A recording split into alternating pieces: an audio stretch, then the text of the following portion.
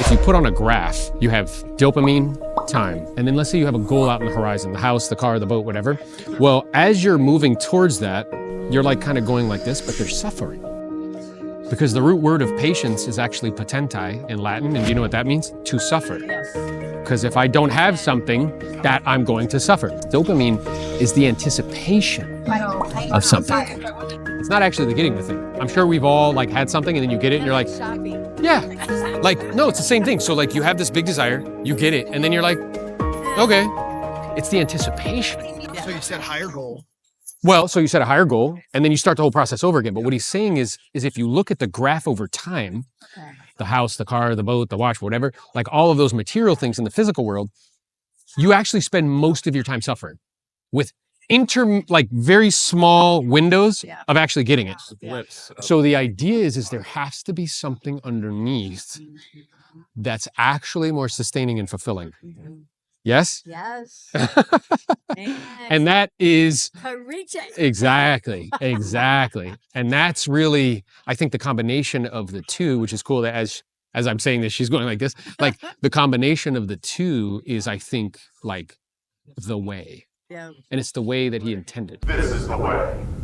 Well, and I look at our businesses as a ministry. I mean, I can't tell you how many times I have had to encourage and pray. And I mean, I look at my business as a full-fledged ministry. Yeah, I view our organization that way. That the more people I can bring into the ecosystem, the more I can love on them, help them, support them. So I think you feel like you're changing lives.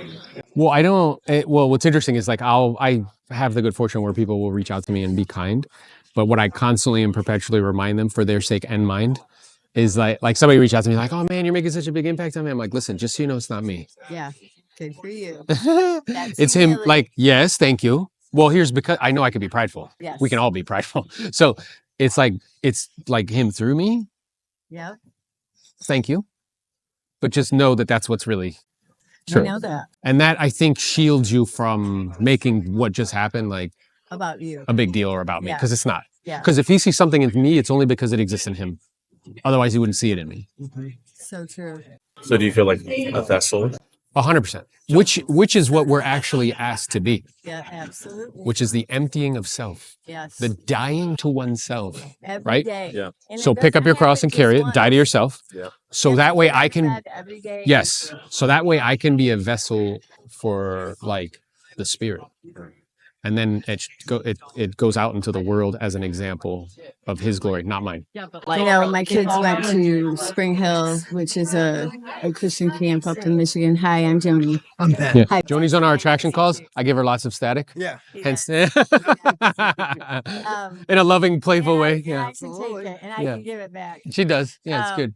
When I go to pick the kids up, this was years ago. I've got grandkids now. So much.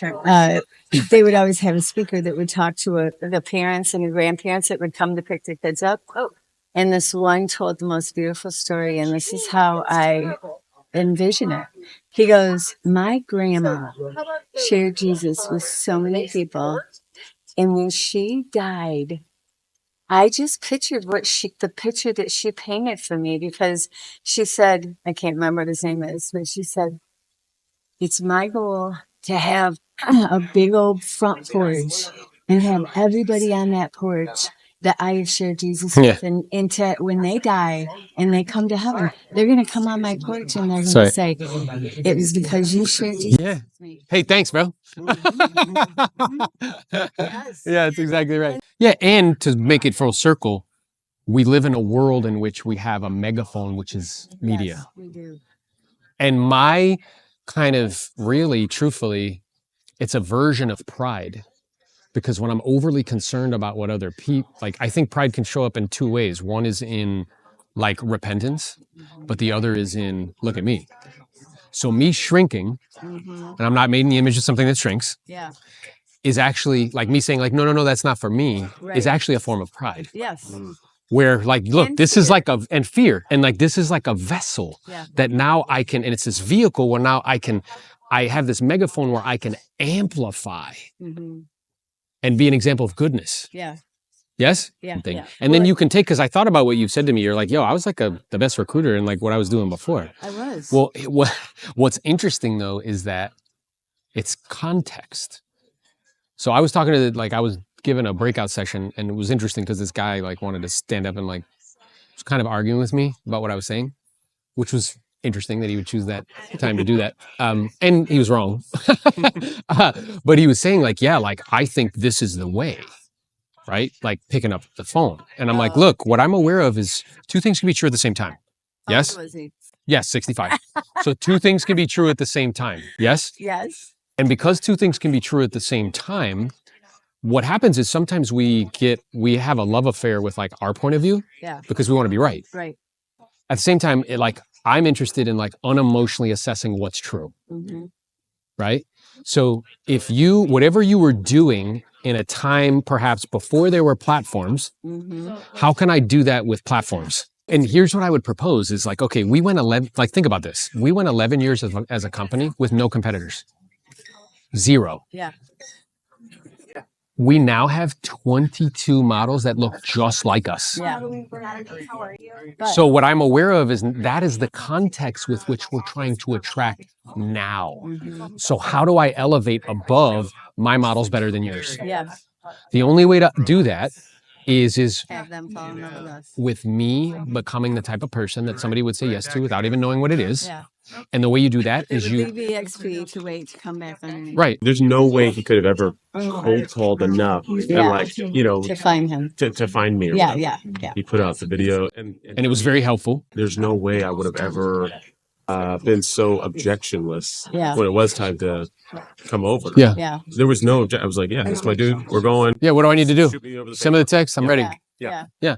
So, but you see how in the world that we live in today, Yeah. that is the answer to rise above 22 competing models. Yeah. Is the best way to show somebody you can help them is by helping them. And media provides this unbelievable space to give stuff, really good information away for free that's helpful. Yeah. I think the challenge is people don't dig deep enough to figure out what do I know that's valuable?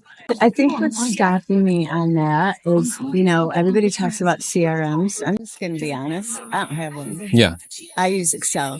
People know me, like me, and trust me because I'm real. So here's what's cool is what's coming to my mind is the best form of advertising is authenticity. I know, but I can't help them with. And that's okay, but those aren't your people. Now you find other people in your upline who can, find someone who benefits from you and what you're doing and figure out how can they, and we're all shareholders too. Yeah. So if they have a question about something, you'd be like, hey, go check out Aaron's thing. You know what I mean? Because we're all part of the same company. Yeah. So we can't be all things to all people. Okay, that makes me feel better. So what I'm curious about utilizing that skill and applying it with media. So what did you do with the people? What were those conversations about? What was your mental maps? What were you doing? How were you doing it? And then how can I apply that to real estate and use media as a mechanism to do it? Yeah. Where I can send myself, the digital version of myself, I don't know who that guy is. Yeah. Never met him before in my life. Right. He clearly feels like he knows me, yes? Yes. But so how can I send myself in the digital form to go form relationships with other humans? Yes. Yeah. Okay. And it doesn't have to be cookie. No, and I can't wait to for you to start to do it because I'm gonna be every time. Well, you can't duplicate yourself. I'm like, that's not true. Ask Joni. So good. Yeah, so good to see you. Yes. I'm hosting you now, man. Okay, let's do it. So, Pay for Me XPCon Miami 2024, Aaron Awesome. Novello. Nice to see you in person, dude. Yes, dude. Yeah. We hang out online all the time, but Yeah. this is why we come to events. Mhm. And events, in-person stuff is still a thing. It It is. still matters. Yeah. So what do you get out of events? Because we do everything online now, but you still make the time to come to meet with people. Why? Yeah, two things. One is you can do culture remote, but it can't just be all high tech. It also has to be high touch. Yeah. So a perfect example is that is me and you are on Zoom calls on a regular basis, and now we get to physically see each other, Yeah. High fives. and that increases the kind of intensity of the connection and the relationship. The other thing that's true about me coming to these events is that proximity is power. Yeah. I firmly believe that we're all one relationship away from changing our family tree for the rest of our life. So I'm constantly and perpetually looking for those types of relationships. Yeah. I've probably had, I don't know, maybe 5 or 6 of those relationships and moving forward. Okay. My goal is to be that individual for other people. Love it. At the same time, if I'm in a position of leadership, I have to be constantly learning and growing and seeking those relationships out.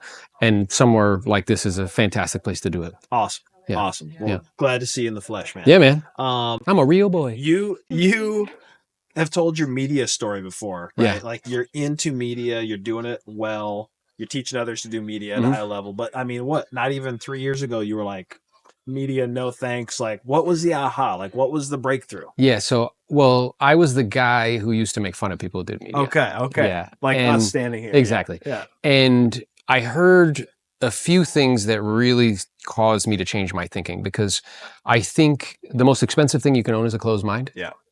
And mine was sufficiently closed on that. Okay. And I think there's another saying that says once somebody makes a little bit of money, they become a piss poor listener. Right. So you start to get good at something and you're like, nah, like I don't need to learn anything else. Yeah. But I heard this following quote, which really caused me to pause, right? Because the way I built my business in residential resale, 2,000 transactions, Yep. did 100 deals a year, 10 years in a row, 200 deals a year twice, was through telemarketing. Picking up the phone, Right. pound of pavement, 3 hours a day, same 6 here, days a same week. here.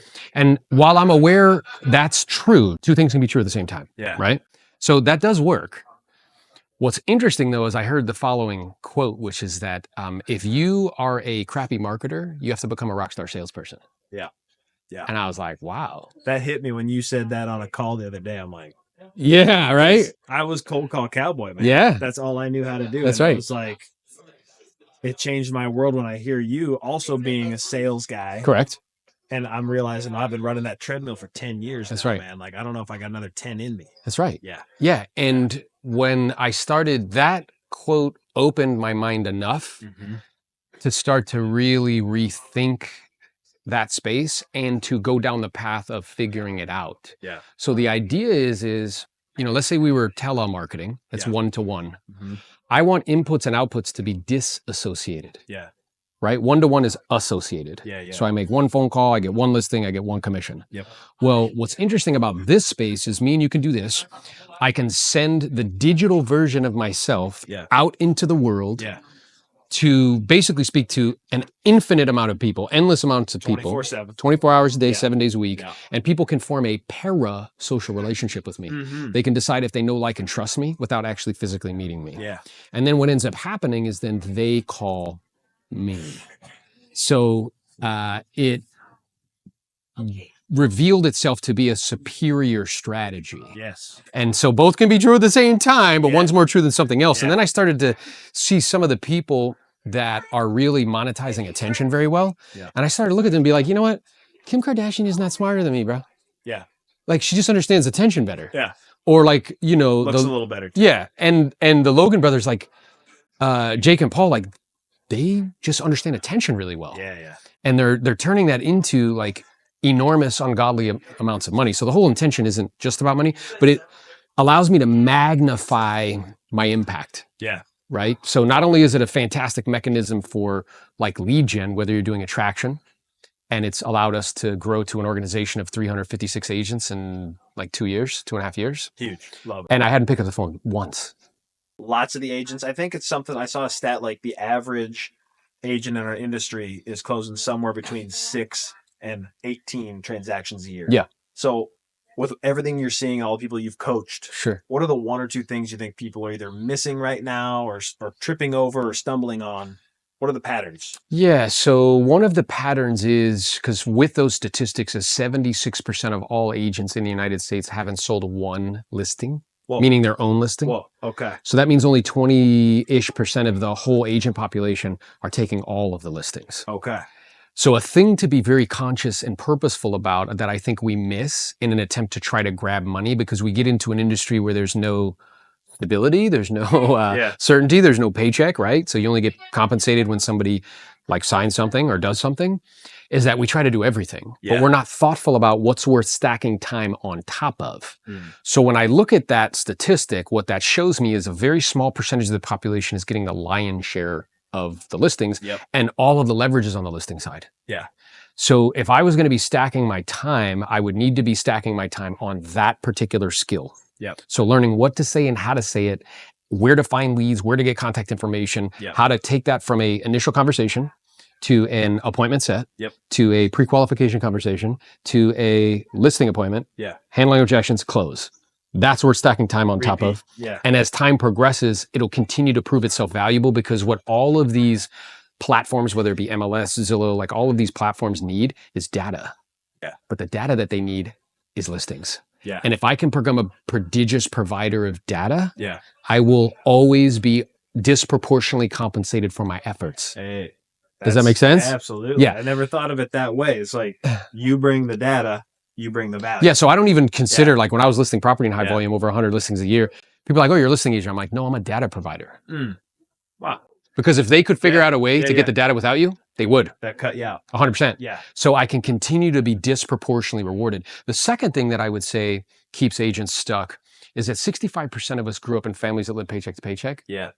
So what that means is that and in the United States, the same ratio, it's about 7 out of 10 couldn't come up with $2,000 for an emergency. Mhm. So if you're standing at Starbucks, 7 people fit that criteria. Yeah.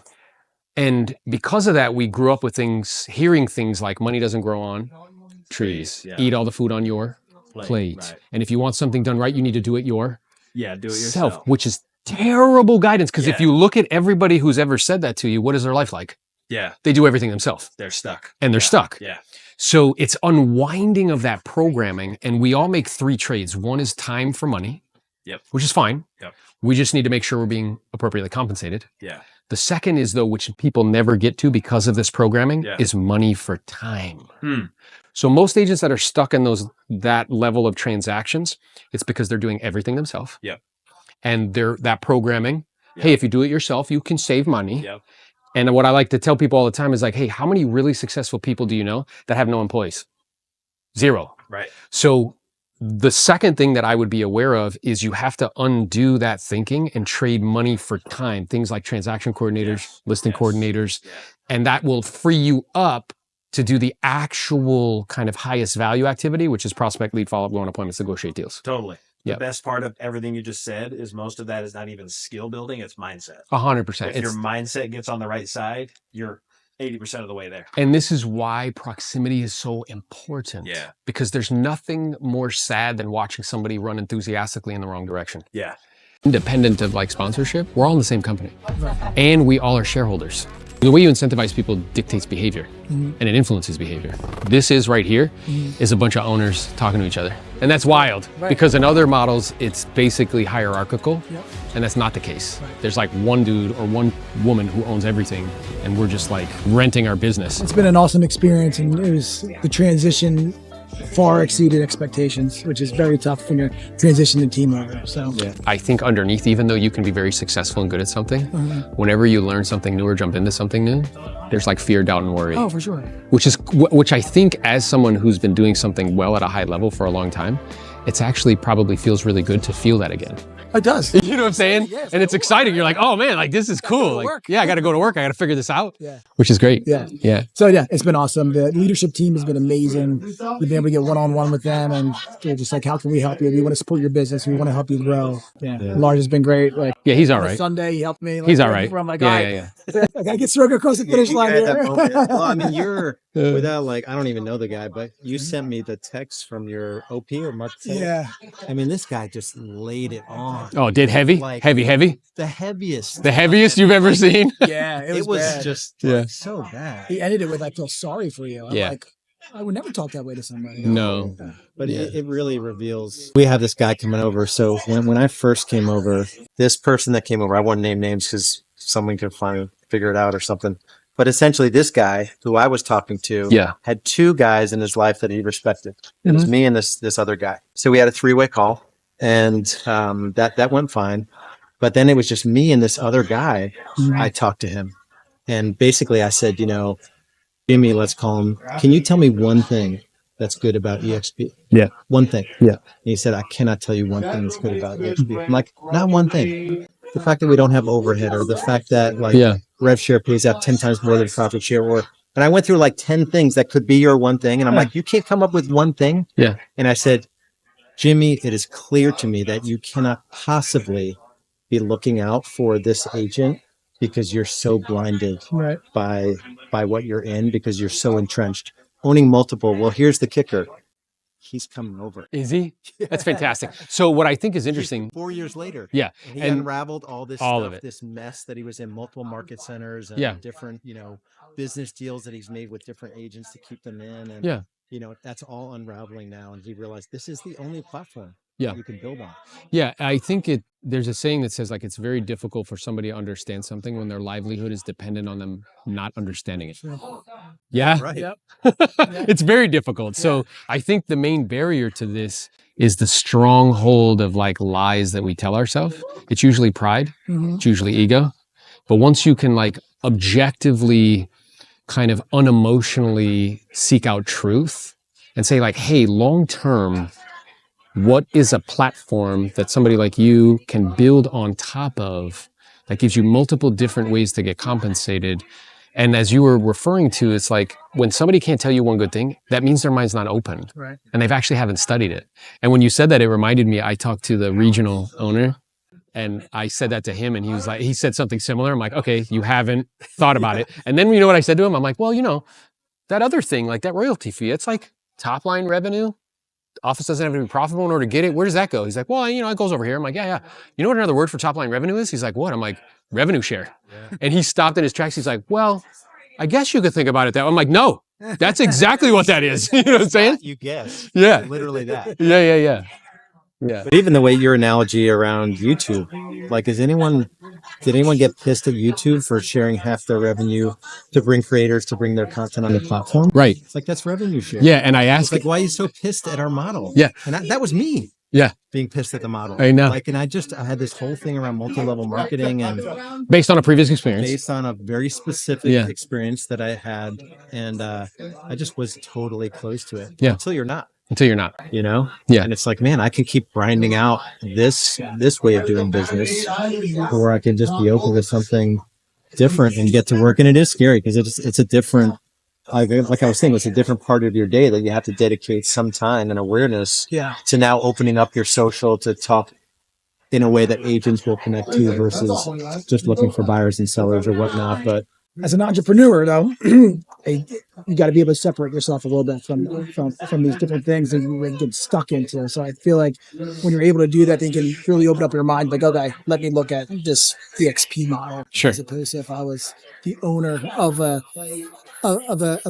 market center or what have you. It makes it a lot tougher Because your livelihood is dependent on you not understanding it. Exactly. That's exactly right. Yeah. we'll talk to someone from that owns like a Century 21 or something, and they're still holding on. Still holding on. Yeah. Like, that to me seems like it's like you still wear those green jackets or the yellow jackets. That was the first brokerage I belonged to, like Section 21. Well, and what I think is super interesting is like that they don't actually recognize. I think mentally they think like, oh, I'm the broker and Matt's an agent. Mm-hmm. There's like this separation. What they definitely don't understand is that this model makes me them. Right. So like when I was leaving, the lady, I owned part of a market center. I sold it back in order to participate in the opportunity. Lost a bunch of money selling it back because they're not worth anything. She said something to me which was very interesting in the exit. She's an infinite player. She has a high level of integrity. So she's like, look, if you think this is best, opposite of your experience, if you think this is best for you and your family, best of luck. Now, she did try to throw some doubt bombs. I heard they don't get paid. I heard this, fine. But what she said to me on the exit, she said, hey, I just asked for a professional courtesy. Sure, what do you want? She's like, if any of my agents in my 5 different offices reach out to you, can you just text me and let me know? I said, sure, no problem. She's like, yeah, and I'll do the same for you. I'm like, well, that's cute that you think it's going to go in the opposite way. But you know what that made me realize instantaneously when she said that to me? What this model does is it elevated me to an owner. She's talking to me like an owner, not like an agent. Does that make sense? Yeah, it makes total sense. And that's what this model does. Yeah. And I don't think people realize that. With none of the buildings. None of the buildings, none of the expenses. None of the brokers. It is like the coolest way to build either like an expansion model or network, or it's just the most elegant thing there ever could be. That's right. Now, I still do have my own office space that I pay for. Yeah. And here's what's interesting is like, I think what this allows you to do at this stage in your career and life is to really, and Lars did help me with this when I made that transition, is to really think about like, what do I want? Mm-hmm. And what he told me is, it was what he said to me, which I think is applicable to you. He's like, look, dude, money's never going to be a problem, right? It's never going to be a problem for you because of who you are and what you do. Now it's about time and impact. So how many people can I help and how much time can I reclaim? Because the real issue for a lot of top producers, I feel like there's two avatars. One are agents trying to do like up to 100 deals, and they need to be more efficient, more effective. They need better lead gen, script skills, all that, right? The other agent is a really high productive agent that has no time, that works 70 hours a week. So it's really looking at that and saying like, okay, when people tell me that, and I used to be this guy, it's like, yeah, next year I want to do more. And Lars would be like, why? And you're like, I don't know, because that's what you're supposed to do. You know what I'm saying? Like, I don't know. Right. So really examining that and saying like, hey, redefining what success is. And saying like, hey, what vehicles do I have at my disposal? What new skills can I learn and stack time on top of? And truthfully, I've been with this company for 2.5 years. I went from selling 150 homes a year, coaching 25 people, to I haven't sold a single piece of real estate in 2 years. Must be nice. Oh, amen. Hallelujah. Do you have a team still or no? No.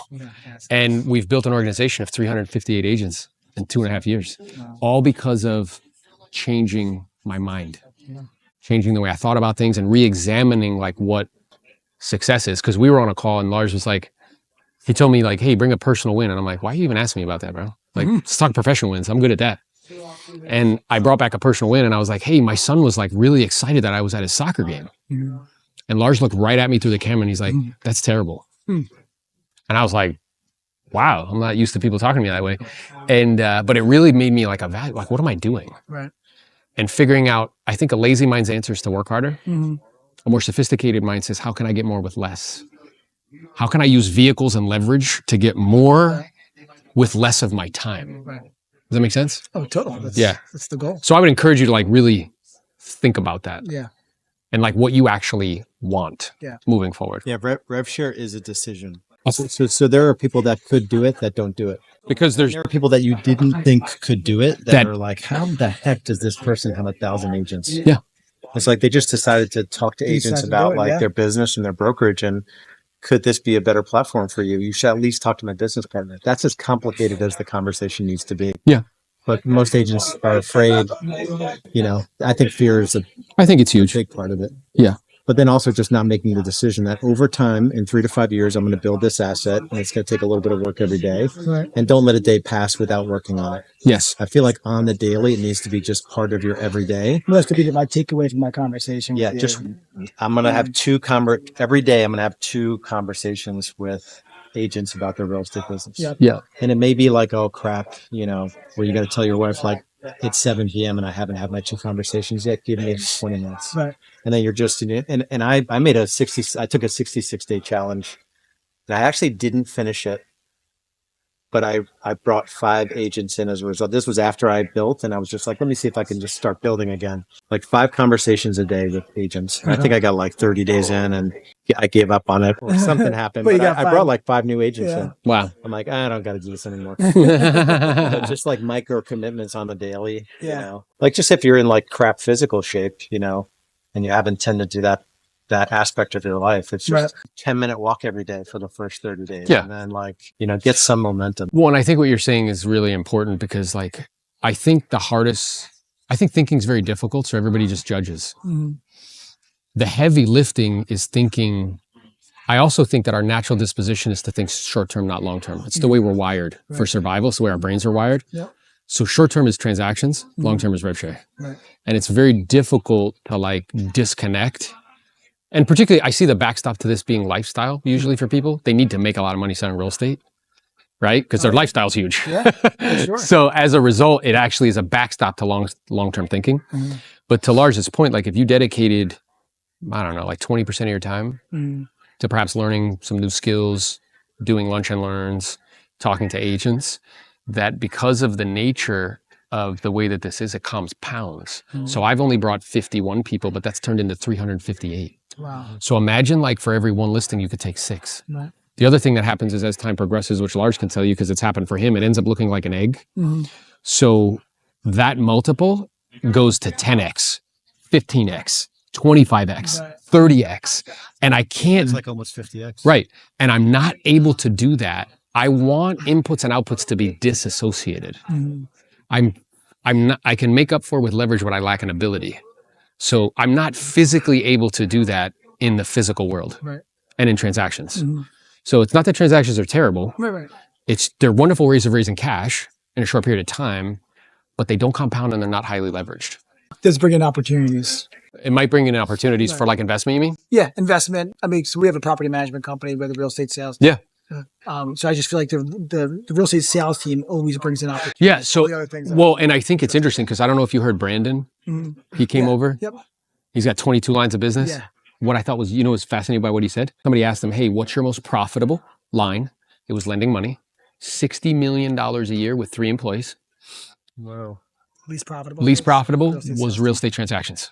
With the most headache, but it's the entry into that feeds all the other. So, but I think he goes into it knowing that. So what he said is like on lead gen, he knows his numbers. He spends like $30,000 a month and only 7% of all of those leads turn into listings because they're his last focus. Right.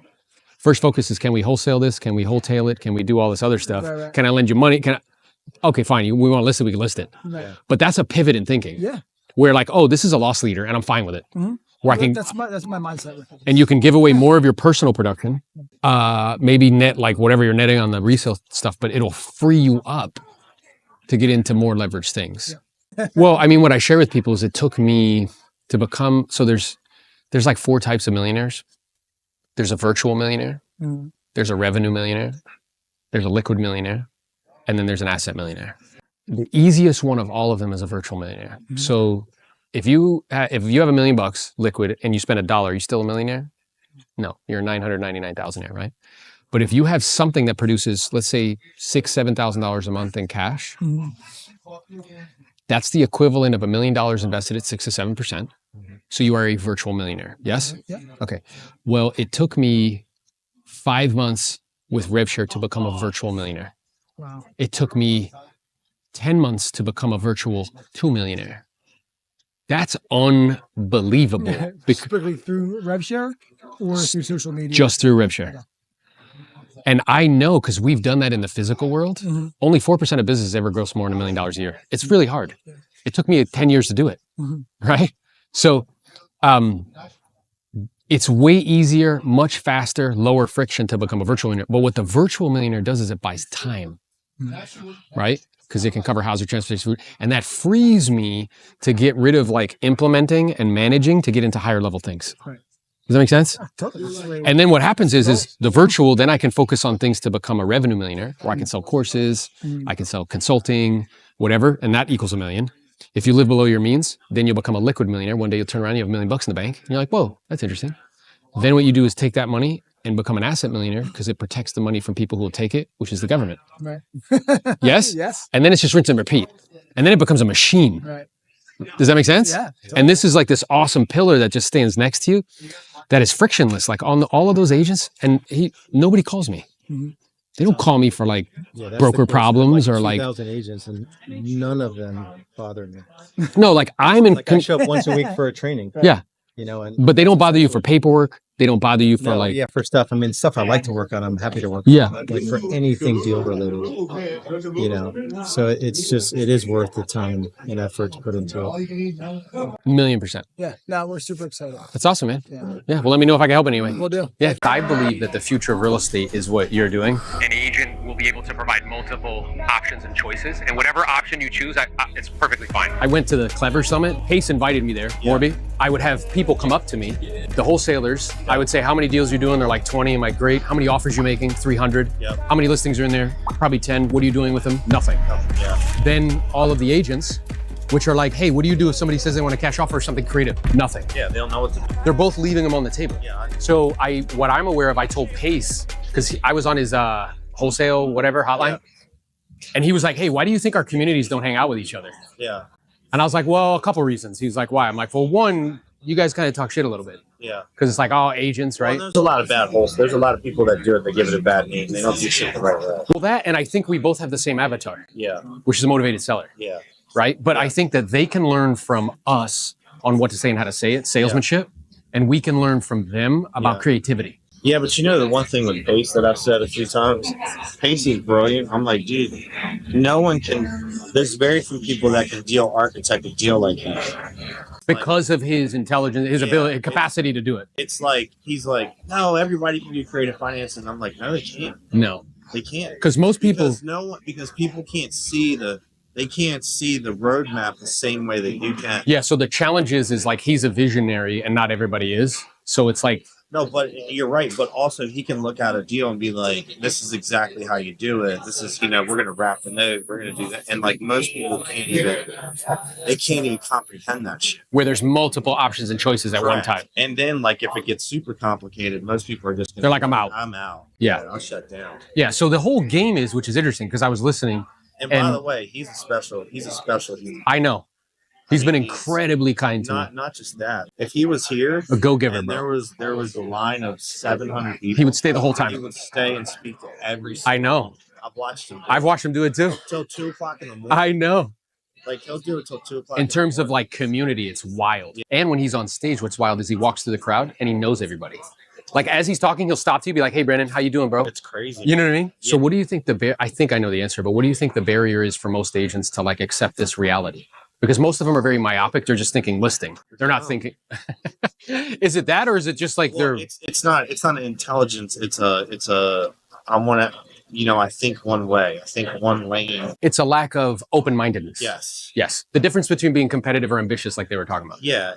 It's kind of like I got my real estate license in 2008. Yeah. And I think back to then, and I saw the writing on the wall, and I said, "You guys need to learn short sales and foreclosures." And they all told me that I was stupid and that was a bad idea. Yeah. And I started doing hundreds of sales a year while they're all starving. And it was like at their own peril, they would not learn a new skill. They asked me to do an impromptu thing on attraction and media. And what was wild is there was actually literally somebody in the room that was arguing with me. I caught the end of that. Bro, it was wild. Yeah. And what I told somebody, because people were coming up to me, I'm like, it's a lack of understanding of leverage. Yeah. Right. Well, what was interesting is I spoke to Gene Frederick, who has like 19,000 agents. Yeah. And he was telling me what he did is he drove all around the country. And I said, yeah, what I'm aware of is that's hard. It works. Yeah. Because two things can be true at the same time. Yeah. But now that I have videos with 2 million views, yeah, I can do the same thing you did in way less time. I mean, social media is the biggest leverage point you can get. Right? Yeah, and when you look at people now, like you look, well, what I said to you, Grant raises $50 million a month with no banks. I know. And I'm aware that Pace built his whole community with media. Pineda the same. When I was on Pineda's podcast. Well, Pace was YouTube. Right. Yeah. And you know what I said at the meeting, which nobody, like, people are like, whoa, 10% of all TV time now is YouTube. No, I caught that. 7.8% is Netflix. Yeah. YouTube's more than Netflix. Yeah. So if that's what's true, like I think to your point, it's a lack of understanding that attention's more valuable than money. So what would you rather have, $100,000 or 100,000 subs on YouTube? Yeah. 100,000 subs on YouTube all day long. Yeah, because they're going to make it. I think that if people can see that is the future, that the coaching program it's actually really inexpensive based on what you told me, how much it is. Oh, dude, outside EXP, I charge way higher. It's way higher. They're subsidizing the cost. Is that what's going on? Yeah. Yeah, I mean, every time I do an event, it sells out. What is your intention with that? Because I know that's a vertical, because I have a coaching company as well.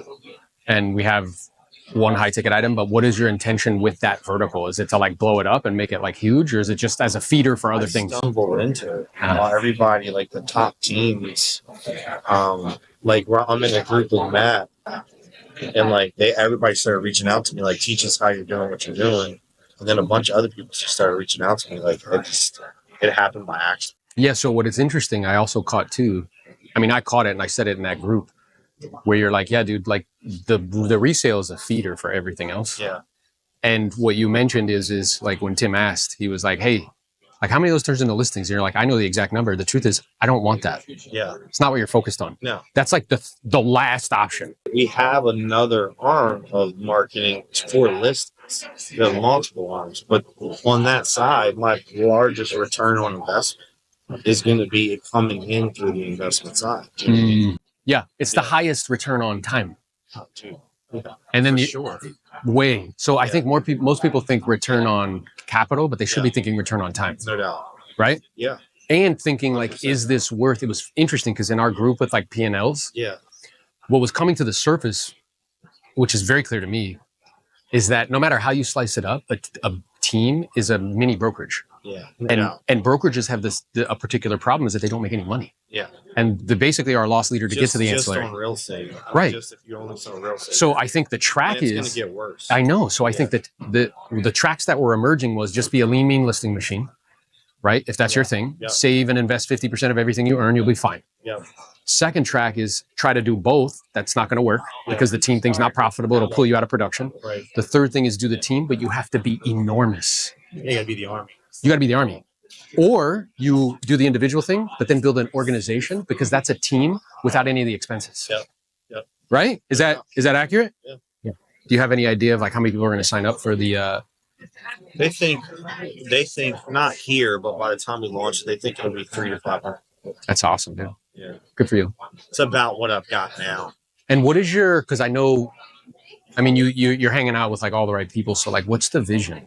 Because I feel like you're just getting started. So like, what's the? What I love is really big into. We're going really big into the multi. So like to build a big portfolio of, That's where we're going next. What I thought was interesting listening to Grant's like broker is he said something that like made me stop and think, which is that multifamily, because all the leases come up if you have like 300 doors in one space. It's a business. Has employees. The second thing is that like it's scalable and controllable. It serves as it functions like a utility. Because if you have that many units, like 8% come up so you can raise rents and lower them. And it's one of the safest places to park capital. That's why insurance companies do it and all that. It's predictable too. So is your intention, do you do syndications like Grant where you give people access? Do you do like monthly distributions, quarterly distributions? Quarterly. Okay. Yeah, we've done it for a while. Accredited only? We have a non-accredited side. That's a little different. If they come to me through the accredited side and they can't invest, the only legal way that I can do it to not violate SEC is basically say, hey, you can loan the money to me on a promissory note and I can give you a fixed return, but I can't say it's going into a project or pitch. I get it. So they're not an LP. It's not functioning like a REIT. It's basically like a promissory note. They're just giving you money. Correct. I got it. We're not paying a fixed return. And then we do the investment stuff too in the funds as well. Obviously you could do both, but it seems like the lending thing is the thing. It will be. That can become a like. But the multifamily is where you can just get massive amounts. So the idea is where like, let's say the lending thing has the least amount of friction, least amount of employees, most scalable. You're at the highest. It's liquid because you can sell the notes. It's the highest place in capital to be per the banker's code, right? And then what you're doing is taking all the cash that you're earning from there and dumping it into fixed assets. Well, not only that, I can run the lending company without putting $1 of my own money in. So I can just arbitrage other people's money. Yeah, the awareness that I had with the hypothecation thing is like you can do that in perpetuity and earn 2 to 3% on like $1 billion. It's not even your own money. Way more than that. Right? You can get way more than that. And it's not even your own money. But you can get a way higher margin. And then I heard you say that business is sellable. 100%. Mm-hmm. Yeah. So is the buildings if you wanted to. It is. But the buildings are always going to trade at a cap rate, which is market dependent. Yeah. And that's just dependent on, income and expenses. The lending company, you can, depending on what you do and how you set it up, it trades on a multiple of earnings. Purely. Yeah. And I mean, it can get silly. Depending on how you structure it, it can get stupid. Is that the vision to like build it up and then sell it? Yeah, actually, I actually hired a guy. He's really good friends. He coaches pace. Does he really? Yeah. Wow. Bobby Castro. Oh, I know, but he's down here. Yeah. He's been on Grant stuff. Yeah. He owns like hundreds of units, doesn't he? Thousands, something like that. 2,500. Yeah. Okay. Yeah. So Bobby's a good friend of mine. I've known him forever. Bobby sold his first company for $1 billion. He was the first person that developed fintech to sell day. Oh, he was. So, and then did he take all that money and put it into apartment buildings? Is that what he did? Buying real estate all the time. And then when he cashed out, he bought a shit ton more real estate. I hired him about 7-8 months ago for 2 things: help us build out an insane lending company platform, and help us scale more and more. Is he a consultant? Is he a partner in the deal, or like? Because for somebody like that, why would he even like do that? I knew him. Oh, he's just your. Okay. Yeah, I've known him forever. It's turned into. He's invested in the shit with us. Oh, that's awesome. Yeah, and so it's been good. That's great. But yeah, that's a thing I'm concentrating on next year. That's dope. So the thing I told you yesterday is that it will become the thing that stands next. Like that, when people ask you what is the least amount of friction, it'll be lending and that. Yeah. Right next to it. Yeah, I mean it's kind of exciting to just hear and see some of the stuff that people have built and like Man, that's attainable. Well, and because you understand money so well, like what I try to tell people is becoming a virtual millionaire is much more easier than becoming a liquid millionaire. Yeah. Where if you have something that pumps out $5,000, $6,000, $7,000 a month in cash, Yeah. that's the equivalent of having $1 million invested at 5, 6, 7%. No doubt. And what's interesting is in the physical world, that took me an extended period of time. Yeah, it's like 7 years. In this world, it took me 5 months. Yeah. It can happen super fast. No doubt. Yeah. Well, I'm already seeing that. Yeah. Yeah. And that's what I told you when afterwards, I'm like, dude, you're going to like explode. Yeah. And it's just treating it like a business, having like a CRM setup for the doing it, treating it like a legit business with staff, like its own P&L, like the whole thing. Yeah, I get it. I appreciate your insight. Yeah, man. Yeah, I look forward to connecting and collaborating. If you put on a graph, you have dopamine, time, and then let's say you have a goal out in the horizon, the house, the car, the boat, whatever. Well, as you're moving towards that, you're like kind of going like this, but they're suffering. 20 listings, 15 sales, 150 grand a year. I don't know why you guys think this is a lot of money. Let's do the math on this. 150, you have taxes, don't you? About 50 grand, now you got 100. You got business expenses, don't you? 20, 30 grand, now you're at 70. Rent, or your mortgage payment, car payment, you want to take one nice trip a year, how much money's left over? Zero! And no government can help you with that. You have to earn your way out of it. So if I go on 100 listing appointments, I take 85, that's, oh my God, look at the difference. 80 listings, 70 sales, $700,000. Same appointments, same time. What's the difference? Skills, bro. Write this down. Skills pay the bills. Amateurs practice until they can get it right. Professionals practice until they can't get it wrong. I should be able to wake you up in the middle of the night and be like, bro, give me your listing presentation. And you're like, hi, my name is Aaron, and I really appreciate the opportunity to be here. And you just run right into it. Or I should be able to bump into you in the hallway and be like, hey, your commission's too high. No hesitation. Not like, ha, ha, ha, oh, I'm not ready. Let me get back to YouTube and shit. Boom, you go right into it. Because guys, these conversations are worth 10, 15, 20,000 bucks. It's immature to not be prepared. Right? So, the listing presentation.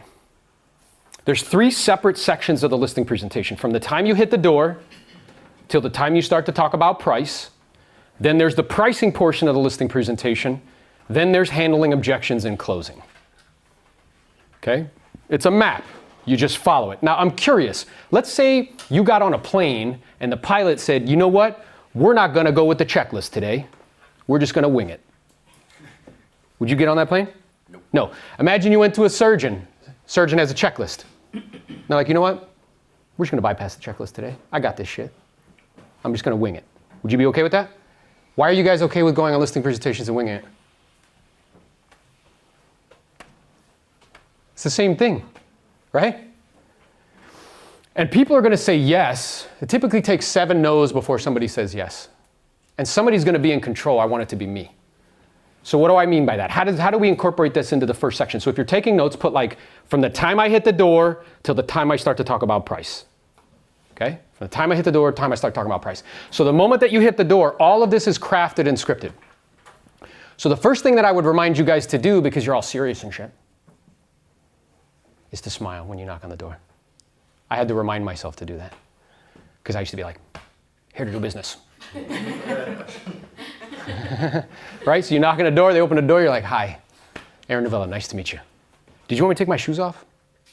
Why would I say that to them? Because I'm walking into their space. Just being respectful.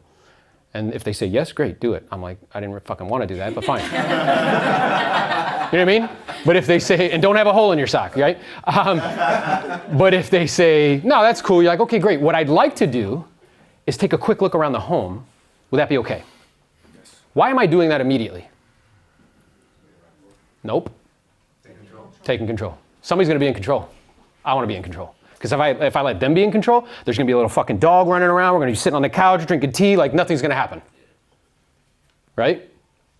How many people say to me, sat in one of those couches, you're like fucking, yeah, it's a lovely home, yeah. Somebody's got to be in control. And they're like, no, that's cool, you can take a look around. Now what I want to start to do is I want to start to immediately start to close. You guys wait till the end to close. I don't know why. And remember, it takes 7 no's to get to 1 yes. So I want to get all those 7 in right away. So the first thing I'm going to say to them is like, well, you know, your home is really lovely, Chris. It's tastefully furnished. So I'm curious, when we have offers come in, are we going to be including the contents, or do you want to take that with you to your next destination? Taking it with me. Good. What just happened there? When who has offers come in? We have offers come in. It's called an assumptive close. Being assumptive is, yeah, I know. She was like, oh. An assumptive close, right? Being assumptive is a function of confidence, and confidence is a function of role play and practice. He's gonna be like, no, we want to take that with us. Okay, fantastic. And then he continues to show me through, and I'm like, yeah, if I remember correctly, Chris, you were kind enough to share with me that you aren't planning on making any changes or modifications before I start to bring buyers through. You just want me to help you to sell it as it is, where it is. Is that right? That's right. What just happened? Close number 2, right? You just want me to help you to sell it as it is, where it is, right?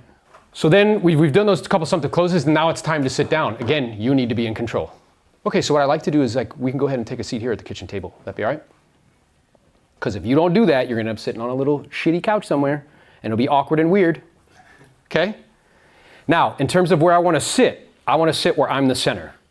I want the people to be sitting here, right? So if husband and wife, here, so I can direct to both of them.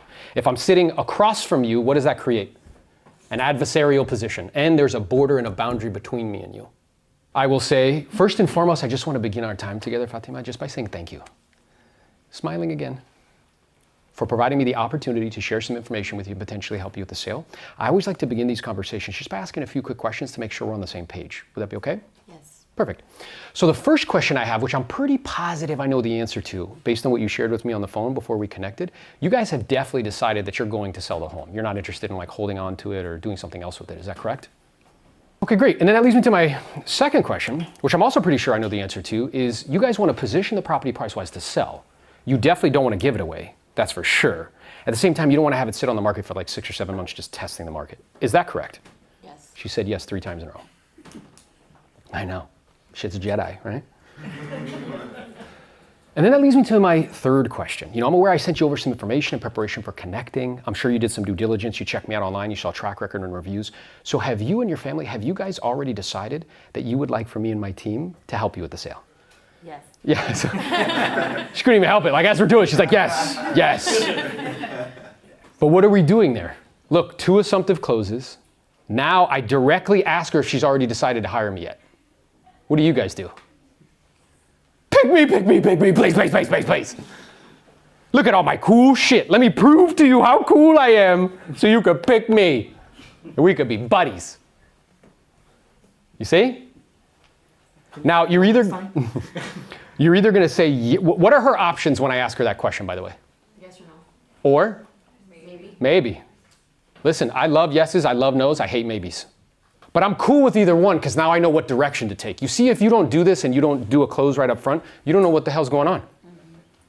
When you ask up front, they might be like, well, we're not sure yet, we're going to talk to The other agent. Good, now I know that.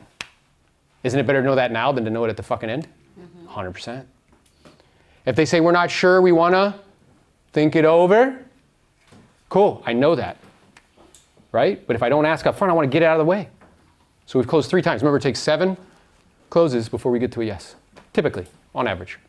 So let's say she says no, directly, right to my face. I'm like, that's no problem. I want you to make the decision that you feel is best. I want to be clear, that is my intention, Fatima. So provided that what I say makes sense and you feel comfortable and confident with me and my team, that we can help you get the most and do it quickly and efficiently, I have all of the appropriate paperwork with me, and I'm prepared to go to work for you today. Fair enough? Yes. Yeah. What happened there? She tried to tell me she's the boss. I'm like, no, you're not. Right? She's like, we're not going to do this. You know how many times people said, Aaron, I am not signing anything today. And I'm like, that's cute. I know you believe that that's true. Right? But I'm letting her know, that's my intention. And along those lines, you were kind enough to share with me that in terms of the selection process of an agent, you were looking for somebody that had a great track record, that had sold properties in this geographic area, had a really good marketing plan, and would communicate with you very well. Is there anything else you'd be looking to hear from me today that will cause you to feel comfortable and confident just to proceed and put me to work? 4 closes. Have I talked about marketing? Have I talked about commission? Have I talked about fucking that I know buyers in Venezuela? Which is horseshit, because you don't. Okay, so when I ask you that, you're like, is there anything else you would need to hear from me that would make you feel comfortable, confident to proceed from work? Tell me commission. What What's your commission? That's a good question. And I'm more than happy to have a conversation with you with regards to that. So it sounds as though, provided that we check off all those other boxes and we're in agreement in terms of the professional fee, which I know we will be, it won't be a reason why we don't do business. I'm sure we'll come up with something that's mutually beneficial to all parties. Then we'll be able to proceed and go to work. Does that sound about right? Sure. Yeah, what just happened? What do you guys do when she asks about the commission? Shit your pants. Oh my God, that's what I didn't want them to ask me about. So you're like, okay, great. So at the culmination of our time together then, there are a few potential outcomes, right? The first, which we really seem to be moving in that direction, it's an assumptive close. We really seem to be moving in that direction is that you may decide to list your home with me. And by the way, when I say list your home with me, what is that? It's an embedded command. It's neurolinguistic programming. So when I say, at the culmination of our time together, there are a few potential outcomes. The first one is, which we really seem to be moving in that direction, is you may decide to list your home with me. Do you hear it now? It's like I'm commanding you to do it. Okay? And we're really excited to have that opportunity. Again, I have all the appropriate paperwork with me. I'm prepared to go to work for you today. The second potential outcome is there's an outside chance for whatever reason you may decide not to list the home with me. And that's okay too. Most of you guys would never say that out loud. And then that leads us to the third outcome. And this was just as important as the other two, is if for any reason at all, Fatima, if I feel honestly, truly, that I wouldn't be able to help you get what you wanted in the time that you wanted, I may decide to very humbly decline the opportunity to list your home. The reason I would do that is I'd much rather earn your business with integrity, being honest and straightforward about what's reasonable and realistic, versus promising you something I know is not going to happen and not be able to deliver. And any one of those three I feel comfortable with. Fair enough? Mm-hmm. Wow. What was that, what I just did there? Takeaway close! We pursue that with retreats. I'm demonstrating to you I'm completely unattached to this fucking outcome. Okay? I may decide humbly. Now, it's important how you do this. If you're like, I may decide not to take your shit, that's not gonna work. You know what I mean? Notice how I did it. Like, I may decide very humbly to decline the opportunity to list your home. And the reason I would do that, and I give them the reason, I'd much rather earn your business with integrity and be honest, straightforward with regards to what's reasonable, realistic, versus promising you something I know is not going to happen, not be able to deliver. Any one of those three I feel comfortable with. By the way, how many of the agents that they're going to interview are going to say that to them? Zero. Instantaneously. I remember being on a listing appointment, somebody's like, bro, we hired you because it felt like you were interviewing us instead of us interviewing you. Great. So what I'd like to do now is just review some of those questions I asked you over the phone, just to make sure that I'm fully prepared and I can do a great job for you and your family. Would that be okay? What is so I can do a great job for you and your family? We're already working together, right? Is that okay? You're like, yeah, that's great. Great. So you were kind enough to share with me that the main reason you want to sell the home, you guys are moving to Texas. Is that right? Mm-hmm. Yep. And you were also kind enough to share with me that time frame wise, you really want to make this move happen in the next 120 days. Is that correct? Mm-hmm. So what that would mean, I was thinking about this on the way over here, is that in order for us to make that happen in the time that you want, we would have to be under contract in like 30 to 45 days.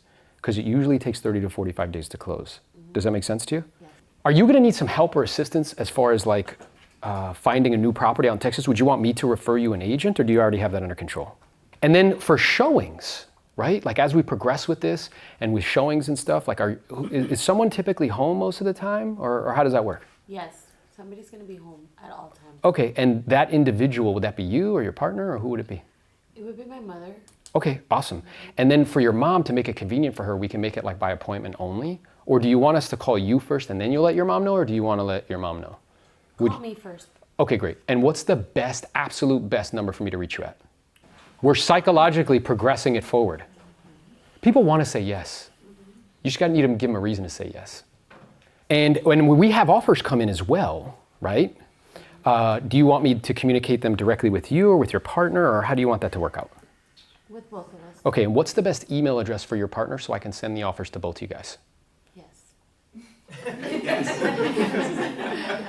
As she gives me more information, what's happening? We're working together. Mm-hmm. You're consuming me more. We're moving in the direction. So now, that is from the time I hit the door, we haven't, to the time I start to actually present price. Do I know, like, and trust Chris? Has he added value to me and showed me that he can help me by helping me for free? And then what ends up happening is people start to think to themselves, oh, if he helped me this much for free, how much would he help me if I paid him? Or how much would he help me if I partnered with him? Yeah. We went 11 years as a company with